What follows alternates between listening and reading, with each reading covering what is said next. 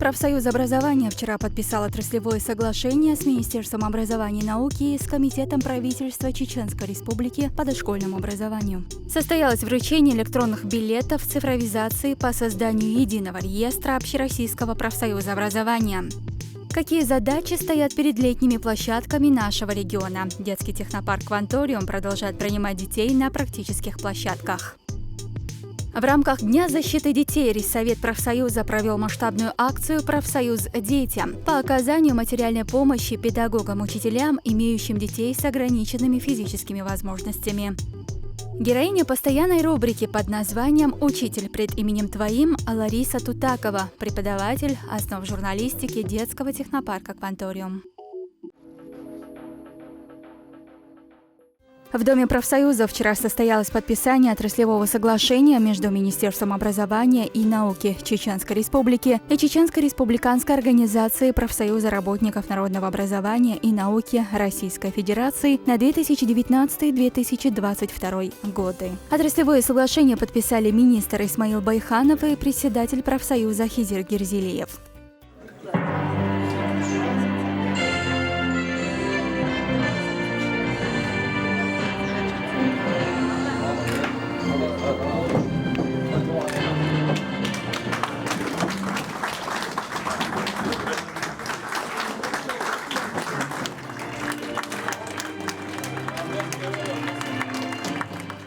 В церемонии подписания соглашения также приняли участие председатель Федерации профсоюзов Чеченской Республики Хусейн Салтагиреев, представители Министерства образования и штатные работники профсоюза и представители первичных профсоюзных организаций общеобразовательных школ.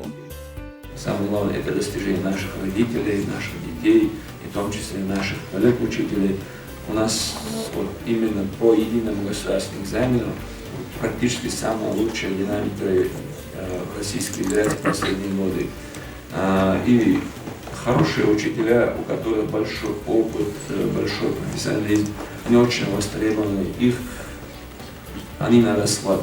Следом прошла торжественная церемония подписания отраслевого соглашения между Комитетом правительства Чеченской Республики по дошкольному образованию и Чеченской республиканской организацией профсоюза работников народного образования и науки Российской Федерации на 2019-2022 годы. Соглашение подписали заместитель председателя комитета Хасейн Абдурахманов и председатель Хизир Гирзилиев.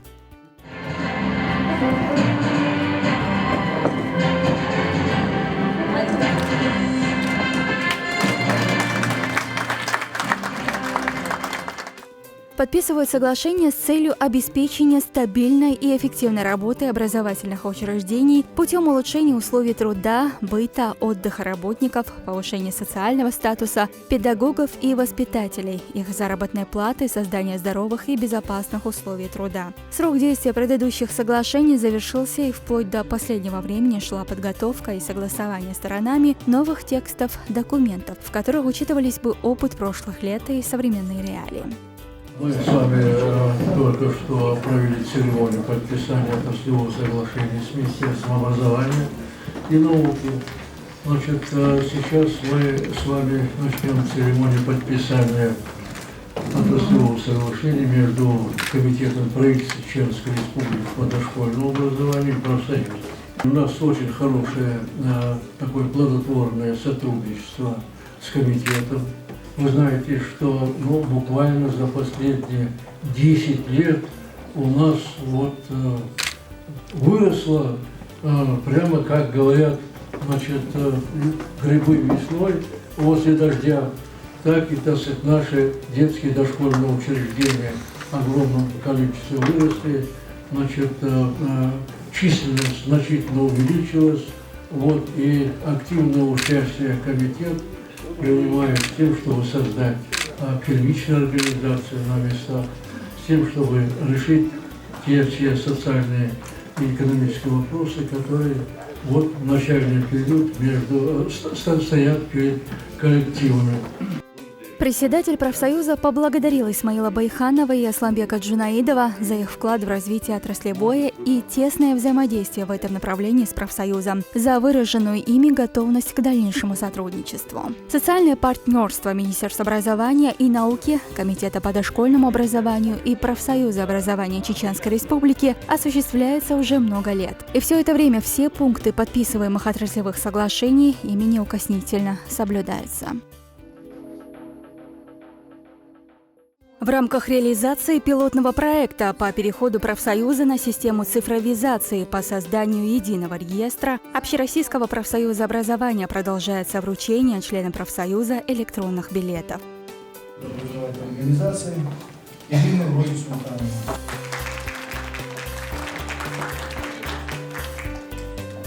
Очередное торжественное вручение электронных билетов членам профсоюза состоялось в первичной профсоюзной организации Средней общеобразовательной школы номер 44 города Грозный. Начало положило решение Центрального совета Общероссийского профсоюза образования по внедрению пилотного проекта по электронному учету членов профсоюза. Территориям Российской Федерации, территориям именно профсоюзных организаций добровольно было, такой, добровольный проект был по, ведению, этой работы. Ну, естественно, наша республиканская организация никогда не говорит «нет», тем более в ногу со временем. Мы решили участвовать в этом проекте. И сегодня, забегая вперед, могу сказать, по рейтингу нашей республиканской организации по учету членов профсоюза занимает лидирующее место. Мы планируем до конца июня полностью внести в базу всех членов профсоюза. На сегодняшний день 78% у нас внесено в базу.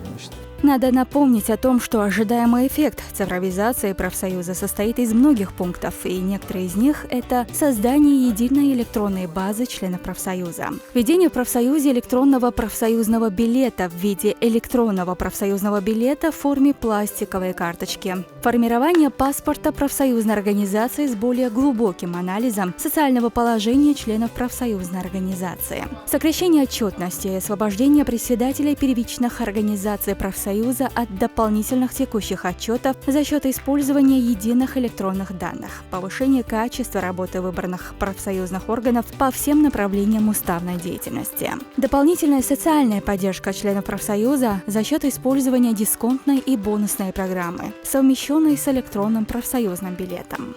Очень торжественно нам вручили, объяснили, как пользоваться. Как я поняла, профсоюз идет теперь в ногу со временем, переходим на цифру, как и весь мир, поэтому было очень приятно, что мы в числе первых получили электронный профсоюзный билет.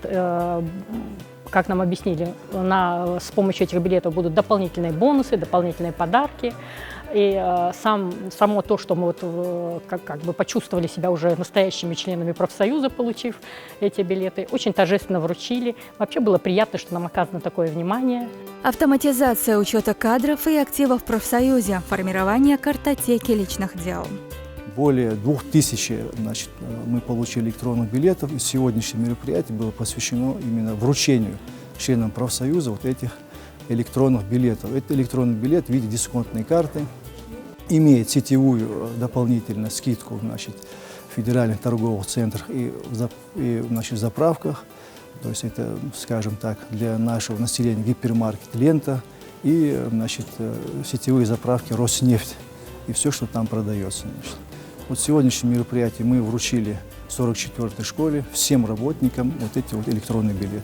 Билеты вручил первый заместитель председателя Республиканской организации профсоюза образования Даудхан Герзелиев, который подчеркнул, что электронный билет дает его владельцу право пользоваться льготами и скидками в более 2500 федеральных супермаркетах партнеров профсоюза, а также различными услугами на всей территории Российской Федерации. С масштабным развитием Чеченской Республики практически во всех направлениях жизнедеятельности значительных успехов за последние годы добилась и сфера образования Чечни. При этом не только на уровне среднего и высшего, наиболее ярко в направлении дополнительного образования заявил о себе Грозненский технопарк «Кванториум». Учреждение работает всего лишь несколько лет, а уже сейчас признано одним из лучших в стране. Технопарк на первых строчках в общероссийском рейтинге успешности. «Кванториум» — это такая площадка, которая именно по федеральной целевой программе развития образования, которая была сформирована по исполнению указов, майских указов президента Российской Федерации по охвату детей в сфере дополнительного образования до 2020 года не менее 70-75%, а также, значит, той запланированной программой именно в сфере высших органов исполнительной власти Российской Федерации для развития инженерных профессий, а также, значит, развития промышленности и целой страны. Кванториум, открытый в республике в рамках поручений главы Чеченской Республики Рамзана Ахматовича Кадырова, один из важных инновационных проектов. Его задача – обучить детей профессиям, которые сегодня диктуют век инновационных технологий. Инженерные специальности самых разных направлений, от создания сложных моделей конструкции квадрокоптеров до цеха хай-тек технологий, где помогают воплощать проекты в реальный продукт. Площадки технопарка «Кванториум» посещают школьники, которые в будущем собираются связать свою жизнь с наукой и новыми технологиями. На практике это уникальная и развивающая программа в самых разных направлениях инженерного творчества. Именно здесь они имеют возможность объединиться в группы под руководством умелого куратора и прорабатывать свои собственные идеи. Так как само учреждение молодое, то и первичная профсоюзная организация тоже создана совсем недавно. Несмотря на это, работа уже налажена с помощью наших опытных кураторов, говорит председатель местной первички. У нас активный профактив, все члены, практически весь коллектив у нас состоит в профактиве, где-то более 80% наших сотрудников.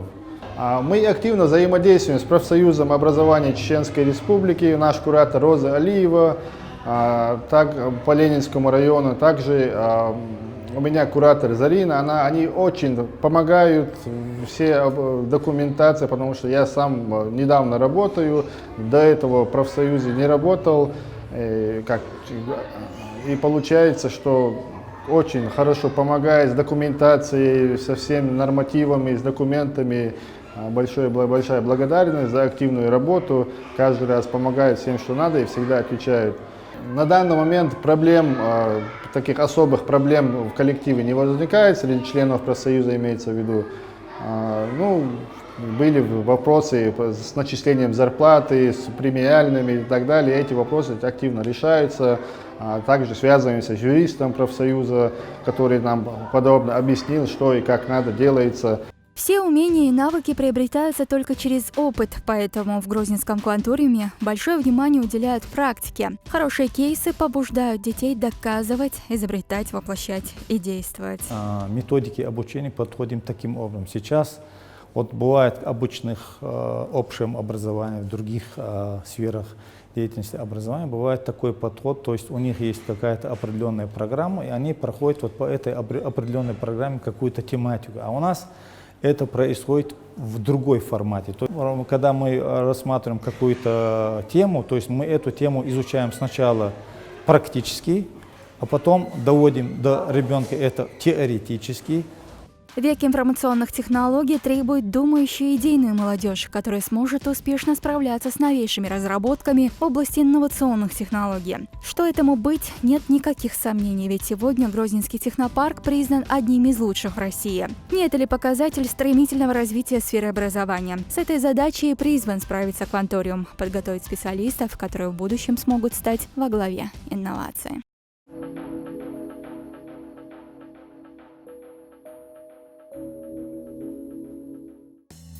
Законно ли привлечение учителей к работе в пришкольном лагере дневного пребывания детей без их согласия в каникулярное время? Периоды каникулярного времени для педагогических работников являются рабочим временем, за исключением случаев, когда каникулы совпадают с ежегодным оплачиваемым отпуском. Учителя в каникулярное время выполняют педагогическую, в том числе методическую и организационную работу, связанную с реализацией образовательной программы в пределах установленного объема учебной нагрузки до начала каникулярного времени. Однако работа в летнем пришкольном лагере не связана с реализацией образовательной программы.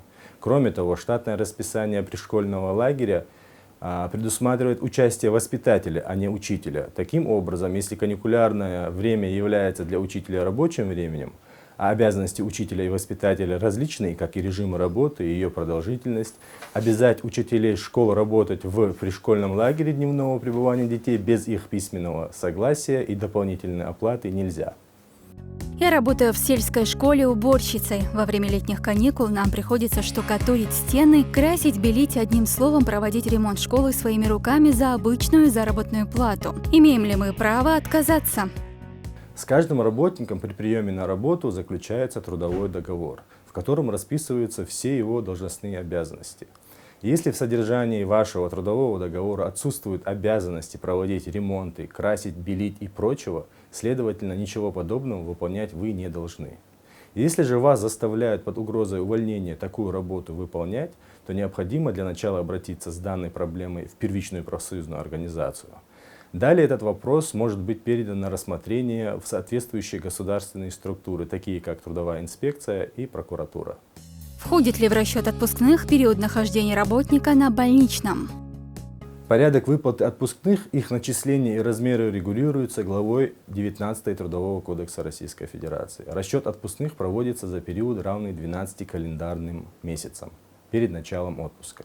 Если отработано меньше, то, соответственно, берется фактическое время работы. В этот срок может попасть и больничные листы сотрудника, дни, которые не учитываются в расчетном периоде, а потому их исключают из расчета. Также пособие по нетрудоспособности не входит в расчет при определении среднего заработка для оплаты отпуска. При этом важно, что время пребывания на больничном дает право на отпускные дни, то есть включается в общий стаж. Профсоюз образования нашей республики уделяет внимание не только вопросам членов профсоюза в их профессиональной деятельности, но и живо интересуется их домашними проблемами. Мы его по соцсетях видим, наблюдаем, все переживали за вас. Да, не зажали говорит. Hayal koymuşlar. Ama bismillahirrahmanirrahim. Да, бедки говорят, а да, маршал говорит, осмалары, мы тут круглые, значит, каждый год будем акцию оказывать. Куда идут? Да я могу, почему? Да, бедки говорят. В рамках Дня защиты детей Риссовет профсоюза провел масштабную акцию «Профсоюз детям» по оказанию материальной помощи педагогам-учителям, имеющим детей с ограниченными физическими возможностями. Профсоюз образования, международный день защиты детей, профсоюз образования, Пошер, акции Пошер, да, мы акции продолжать, это маршал,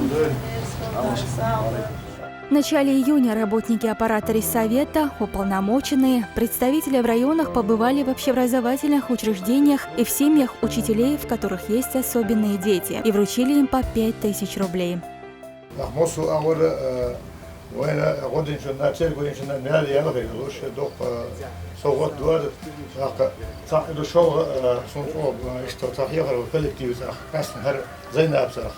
İşte profesör organizasyonu o bırkılar lazım, devreler lazım.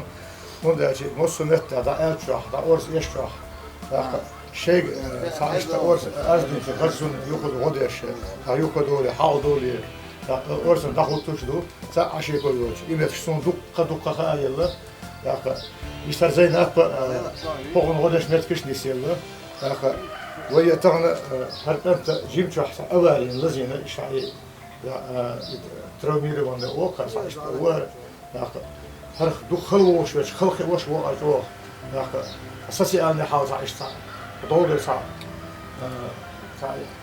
ودل أيدلا ده صح هتي شيء دقر صح اشتغل طول ميودك تلو شوش الباقوش بو خود ده كنا ده لازمنا إيش نترجمنا صون شو خود لا كاي كولكتيف صراحة هو كاي وجيشي صراحة بركة البو ده ريزل ده سنة دويل ده هو كنتي حسن بوتيني وترجمو الدنيا ناقية تح مصيري ويلق ده دكان بيقام بويل هو دندور هو حسن كان دندور elin doğduğu haklı daha doyurulmaz.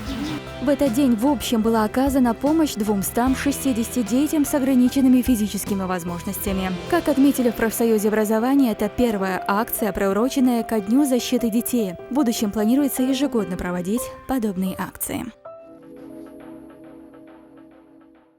Мы продолжаем постоянную рубрику под названием «Учитель пред именем Твоим». На этот раз мы отправились в математическую школу города Грозный. В этом образовательном учреждении разместился детский технопарк «Кванториум», где работает наша героиня Лариса Тутакова, преподаватель основ журналистики. Качества, которыми должен обладать журналист. Да. Можете вспомнить, что это были за качества? Отзывчивым, веселым. Да. Лариса родилась в 1993 году в Грозном. С юных лет девушка увлеклась журналистикой и к концу школы имела четкую цель – поступить на факультет журналистики Чеченского государственного университета. В семье ни педагогов, ни журналистов нет, только юристы и медики. Поэтому в сферах своей деятельности являюсь первопроходцем, отмечает Лариса. Когда я размышляла о своем будущем еще раньше, то я иногда представляла себя в роли педагога, потому что мне всегда хотелось чем-то делиться, что я знаю. На телевидении это так получалось, что я делюсь какой-то информацией. Здесь я опять-таки делюсь информацией, тем опытом, которого я набралась, работая на телевидении. И сюда приходят детки, которые в будущем хотят стать журналистами. В 2016 году Лариса окончила на красный диплом факультет журналистики и на этом не остановилась. Спустя 2 года получила диплом магистра чеченской филологии Чеченского государственного университета. Почти 8 лет Лариса проработала на ГТРК «Войнах», но жизнь так сложилась, что журналисту пришлось поменять сферу деятельности. Ее пригласили в «Кванториум». Здесь она занимает должность методиста регионального модельного центра Чеченской Республики. Проще говоря, преподает журналистику в медиа-студии. Медиа-студия, где мы занимаемся с детьми, со мной работают еще 3 моих коллег. Это Вахаева Човка, Исмаилов Мухаммад и Мальсага Муса. Это люди, которые стали уже для меня больше, чем коллегами. А мы занимаемся по нескольким направлениям. Вот, помимо журналистики, у нас представлено еще и операторское искусство, фото и видео, и монтаж. Вот, скажем так, у нас большая команда, которая обучает детей общей журналистике. И вот эти люди, они в эту команду входят и стали такими активными ее членами и тоже носят свой вклад, скажем, в развитие этой сферы и в обучение детей. Казалось бы, быть начинающим педагогом не так уж и легко, и любовь детей придется заслуживать годами. Но Лариса доказала обратное. Я выбрала для себя кружок медиа. Мы там занимаемся журналистикой, берем у людей интервью, изучаем камеры и делаем монтаж. Лариса все понятно объясняет нам, она еще очень добрая. И, возможно, я в будущем стану журналистом. Мои преподаватели — это Мухаммад, Муса и Лариса. Мухаммад меня научил правильно держать камеру и фотографировать, а Муса меня научил, как надо правильно ставить камеру на штатив и снимать видео. А Лариса учит нас быть журналистами и задавать правильные вопросы. Лариса Тутакова пользуется заслуженным уважением как со стороны учеников, так и коллег. В коллективе о ней слышны только самые лестные отзывы. Коллеги выражают благодарность за ее трудолюбие, готовность всегда прийти на помощь в любую минуту. У нас, в общем, скажем, вот то, что мы сейчас открыли месяца 2 назад, медиа-направление, именно развитие журналистики, то есть мы тоже как бы анализируем все направления жизнедеятельности региона. Мы подобрали, слава Всевышнему, нашли такую специалистку, бывшую вашу коллегу Лариса. То есть она сейчас именно занимается именно развитием вот этого направления и перед собой поставили задачу именно вырасти именно детей, которые имеют интересы журналистики и сфера медиа. То есть поэтому у нас, я думаю, это получится. Это то, что мы сейчас здесь вырастим мы как бы преподнесем в таком хорошем качестве, значит, нашим вузам. Наши вузы с удовольствием, значит, с ними дальше будут заниматься, и в последовательности будет у нас реально хороший, качественный специалист именно в вашей сфере деятельности. Тутакова Лариса, профессионал своего дела, она умница, у нее есть красный диплом, у нее 2 диплома их всего. Нам очень повезло с ней, поскольку она знает свое дело, разбирается в различных отраслях. И мы рады, что она есть у нас в коллективе, и у нас есть такая возможность взаимодействовать и работать. У нас открылся медиа-студия. В этой медиа-студии мы работаем с детьми, обучаем детей. Получается, у нас очень такая объемная работа, и Лариса очень успешно справляется с этой работой. Без нее, я думаю, у меня работа тоже была бы намного сложнее и труднее. Я была удивлена совершенно, когда пришла сюда, насколько это люди, которые желают общаться, узнавать друг друга и знакомиться. Это люди, которые встретили меня так, как будто я всю жизнь с ними работала. Я была немножко даже удивлена этому. Тем, кто в будущем хочет стать учителем, придется пройти большую школу жизни, делится своими мыслями Лариса. Хотя я и не выбирала ее в самом начале своего профессионального пути, но все же я чувствую особую ответственность. И считаю, что выбирать эту профессию стоит только тем, кто ощущает в себе призвание быть педагогом, наставником, другом, советчиком и примером во всем.